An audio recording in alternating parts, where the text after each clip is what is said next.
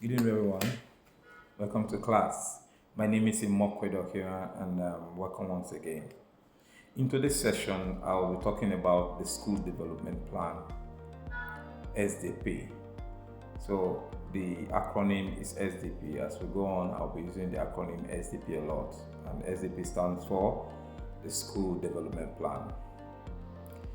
In our last video, we talked about the school self-evaluation. Now, there's a connection between the school self-evaluation and the school development plan. The school development plan, which the SDP, draws information from the school self-evaluation. After the school self-evaluation, findings and results from the school self-evaluation are used in developing the SDP.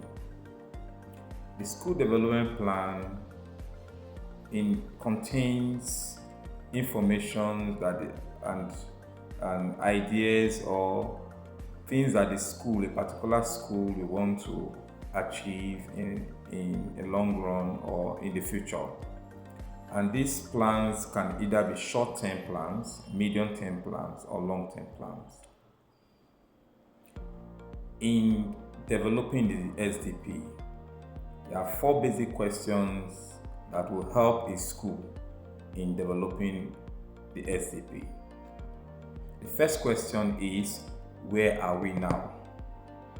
School leaders, proprietors, school management team need to sit down and answer this question in developing the school development plan. You need to ask, as a school or as an educational institution, where are we now? There are metrics you use in answering those questions in the school development plan. The second question is, where do we want to be as a school or as an educational institution?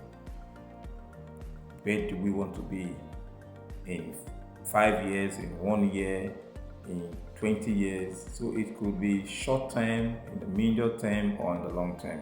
Another question that you need to answer in developing the SB is, how are we going to get there? You say you want to be so point A to point B in 1 year, in 2 months, in 3 months, in 20 years. How do you get there?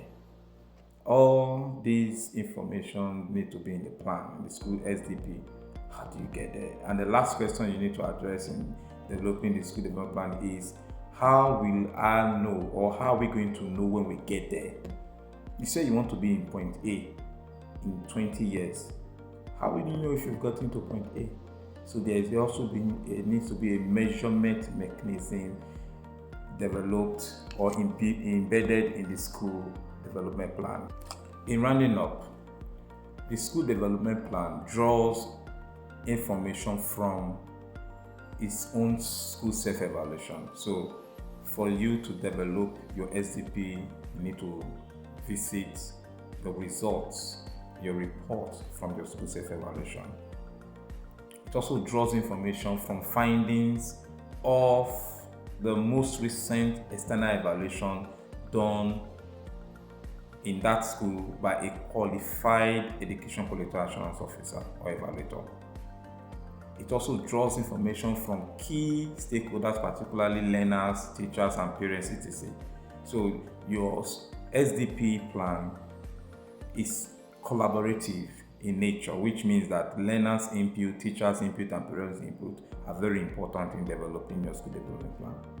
Lastly, it also draws information from the school-based management committee, the one you call PTA, you call Parents Association. It's very important that your SDP draws information from these various groups. If you want to learn more about the school development plan, talking about the impact, talking about the sample, talking about some key components of the school development plan, please reach out to us. Send us an email. We'll come to your school and do such training. We'll share some materials with you. Once again, my name is Imokwe Dokira. Please feel free to leave a comment and please share widely. Tell your friends, your family members to subscribe to this channel for more education tips. Thank you for watching. Bye-bye.